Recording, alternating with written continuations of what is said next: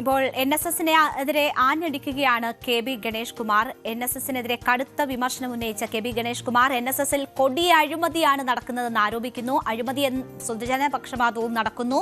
താൻ സുകുമാരൻ നായരെ ചോദ്യം ചെയ്തു, അതാണ് തന്നെ പുറത്താക്കാൻ കാരണമെന്നാണ് KB ഗണേഷ് കുമാർ പറയുന്നത്. NSS ചിലർ കൈയടക്കി വെച്ചിരിക്കുന്നു, അവിടെ ഇപ്പോൾ ജനാധിപത്യമില്ല തുടങ്ങിയ കനത്ത ആരോപണം തന്നെയാണ് ഉന്നയിക്കുന്നത്. ഒരു പൊതുപരിപാടിയിലാണ് ഗണേഷ് കുമാറിന്റെ ഈ ആരോപണങ്ങൾ. ആ ചടങ്ങ് ഇപ്പോഴും പുരോഗമിച്ചുകൊണ്ടിരിക്കുകയാണ്. തിരുവിതാംകൂറിലെ നായർ എന്ന് പറയുന്നത് അഭിമാനമാണ്. ചരിത്രമെടുത്ത് പരിശോധിച്ചാൽ യോദ്ധാക്കളാണ്, നായർ പടയാളികളാണ്. തിലകം ചാർത്തി വീട്ടിൽ നിന്ന് അയക്കുമ്പോൾ നായരോട് ആ വീട്ടിലെ അമ്മയും സഹോദരങ്ങളും പറയുമായിരുന്നു എന്ന് എൻ്റെ അച്ഛൻ്റെ പ്രസംഗം ഞാൻ കേട്ടിട്ടുണ്ട്. അതിൽ പറയും, നിങ്ങൾ മരിച്ച് പടക്കളത്തിൽ വീണാൽ നെഞ്ചിൽ വെട്ടേറ്റ് കിടന്നെങ്കിൽ മാത്രമേ നിങ്ങളുടെ മൃതശരീരം ഞങ്ങളുടെ വീട്ടിൽ സംസ്കരിക്കൂ.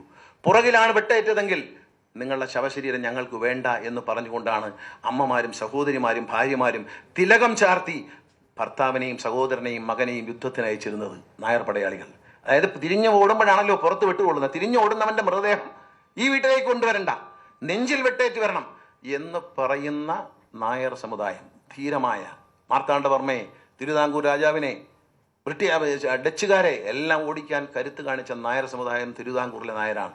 ആ നായര് ആവശ്യമില്ലാത്ത കാര്യത്തിന് തുണക്ക് മന്ന ക്ലബിൻ്റെ മുമ്പിലേക്കൊന്നും യാത്ര പോകാൻ ഒരുങ്ങരുത് എന്ന് സ്നേഹത്തോടെ ഞാൻ അഭ്യർത്ഥിക്കണം. ആർക്കു വേണ്ടിയാണ് സമരം ചെയ്യുന്നത് എന്ന് ആലോചിക്കണം.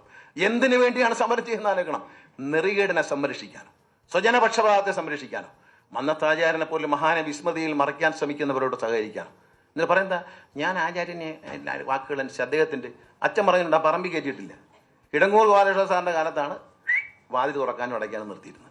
അപ്പോൾ ചായ കൊടുക്കുമെന്ന് കിടങ്ങൂർ പറയുമ്പോൾ ചായ വാങ്ങിച്ച് കുടിച്ച ഒരുപാട് പേര് ഇവിടെയും പത്തനാപുരത്തും കൊട്ടാരക്കരയിലും കേരളത്തിലെമ്പാടും ഉണ്ട്. ആ നായന്മാരൊക്കെ ജീവിച്ചിരിപ്പുണ്ടെന്ന് ഓർക്കുന്നത് നല്ലതാണ്. എല്ലാവരും മരിച്ചില്ല, കുറച്ച് പേരൊക്കെ മരിച്ചു, എല്ലാവരും മരിച്ചില്ല എന്ന് ഓർക്കുക. തിരുവനന്തപുരത്തെ നായർ സമുദായങ്ങൾ പറയുകയാണ്, ഇനി ലജ്ജിപ്പിക്കുന്ന സമരത്തിന് നിങ്ങൾ ഇറങ്ങരുത്. മന്നത്താചാര്യന് വേണ്ടി നിങ്ങൾ ഇറങ്ങണം, ശബരിമല അയ്യപ്പന് വേണ്ടി നിങ്ങൾ ഇറങ്ങണം, ആത്മീയതയ്ക്ക് വേണ്ടി ഇറങ്ങണം, ദൈവത്തിന് വേണ്ടി ഇറങ്ങണം. ദൈവത്തിന് ഇറക്കാത്ത പണി കാണിക്കുന്നവർക്ക് വേണ്ടിയിട്ട് നീതിബോധമില്ലാത്തവൻ ദൈവം നിഷേധിക്കപ്പെടുന്നവനാണ്. നീതിമാൻ, ദൈവത്തിന് ഏറ്റവും ഇഷ്ടം നീതിമാനെയാണ്. ആ നീതിമാനോടൊപ്പം നിൽക്കാവൂ. ഒരു കാരണവശാലും ഇങ്ങനൊരു സമരത്തിന് ഇനി ഏത് കുമാർ വിളിച്ചാലും, ഗണേഷ് കുമാർ വിളിച്ചാലും ഇത്തരം നെറിയില്ലാത്ത സമരത്തിന് പോകരുത് എന്ന് സ്നേഹത്തോടെ ഞാൻ അഭ്യർത്ഥിക്കുക. മന്നത്താചാര്യന് വേണ്ടി നിങ്ങൾ സമരം ചെയ്യും. മന്നത്താചാര്യന് വേണ്ടി മന്നത്താചാര്യൻ്റെ നന്മകളെ ഉയർത്തിപ്പിടിച്ചുകൊണ്ട് നിങ്ങൾ തെരുവിലിറങ്ങും. അല്ലാതെ ആരെങ്കിലും വിളിച്ചെന്നും പറഞ്ഞിട്ട് ഒരു അഡ്മിഷൻ തരാം, അല്ലെങ്കിൽ മോക്ക് അടുത്തതിൻ്റെ അടുത്ത കൊല്ലം വരുന്ന ഒഴിവ് തരാം, ഒന്നും തരൂല്ല എൻ്റെ സുഹൃത്തുക്കളെ. അതല്ല, അപ്പോൾ ബന്ധുക്കൾ കൊണ്ടുപോകും. ഒരു മകൻ കഴിഞ്ഞ മാസം പോലും ഒരു മകളുടെ മകനെ ജോലി കൊടുത്തു. ഇതിൻ്റെയൊക്കെ കണക്കുണ്ട്. ധനലക്ഷ്മി ബാങ്കിൻ്റെ ഫുൾ ചരിത്രം എൻ്റെ കയ്യിലുണ്ട്, തരാം. ഫുൾ രേഖകൾ ധനലക്ഷ്മി ബാങ്കിൻ്റെ ആളുകൾ എനിക്ക് തന്നിട്ടുണ്ട്. ഞാനതിൻ്റെ ഒരു ചെറിയ മഞ്ഞുമലയുടെ ഒരു അറ്റത്ത് മാത്രമേ തൊട്ടുള്ളൂ എന്ന് ഓർത്തോളൂ.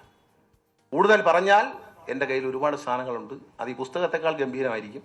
അത് പുറത്തേക്ക് വരുത്തണ്ട, അടുത്ത പുസ്തകം എഴുതുന്നവർക്ക് അതെല്ലാം കൊടുക്കാം എന്നറിയിച്ചുകൊണ്ട് രണ്ടാം ഭാഗം എഴുതുമല്ലോ. ഞാൻ മന്നത്തെ ആചാര്യനോടുള്ള എല്ലാ ആദരവും. അതാണ് നമ്മുടെ സമുദായത്തിൻ്റെ ആചാര്യൻ. അദ്ദേഹമാണ് ഗുരു, അദ്ദേഹമാണ് ദൈവം. അദ്ദേഹത്തെ മാത്രമേ വന്ദിക്കാവൂ. ഇത്തരം ആളുകളെ ഒന്നും വന്ദിക്കാൻ പാടില്ല, വളരെ മോശമാണ്. കുമ്പിട്ട് കിടക്കണാൻ തൂക്കിയിരിക്കുക. പത്തനാപുരത്തുള്ള ഒരു പ്രായമുള്ള പറഞ്ഞ അവിടെ അങ്ങനെ ആചരിച്ചെന്നെ അത് കിടക്കണാൻ തൂക്കിയിരിക്കില്ലേ. കിടക്കണാൻ തൂക്കിയിരിക്കുക വവ്വാല് കിടക്കുന്നത് തലകൂത്തൻ കിടക്കുന്നില്ല. അതിൻ്റെ അർത്ഥം അതാണ്. വവ്വാല് തലകൂത്തനല്ലേ കിടക്കുന്നത്. വവ്വാലിനെ വിളിച്ചാൽ വവ്വാലിന് വല്ലതും മനസ്സിലാവും. വവ്വാല് എങ്ങനെ നോക്കിയാലും തലകൂത്തനെ കിടക്കുള്ളൂ. തലപൊക്കി നോക്കിയ വവ്വാലില്ല എന്ന് പറയും. അതുകൊണ്ട് കിഴക്കണാൻ തൂക്കി കിടക്കുന്നതല്ല, നേരെ ഇരിക്കുന്ന നായരെയാണ് നമുക്ക് വേണ്ടത്, നേരെ മുഖത്ത് നോക്കുന്ന നായർ. അതുകൊണ്ട് അതിനുവേണ്ടി പരിശ്രമിക്കുക. എല്ലാവരോടും ഞാൻ പറയുന്നു, അകന്നകന്ന് നിൽക്കരുത്, എല്ലാവരും ഒന്നിക്കുക ഒറ്റ ലക്ഷ്യത്തിൽ. മന്നത്തെ ആചാര്യന് വേണ്ടി ഈ ഒരു ഞാൻ പറഞ്ഞൊരു ലക്ഷ്യമുണ്ട്, അതിലൊരു തെറ്റും പറയാനൊക്കത്തില്ല.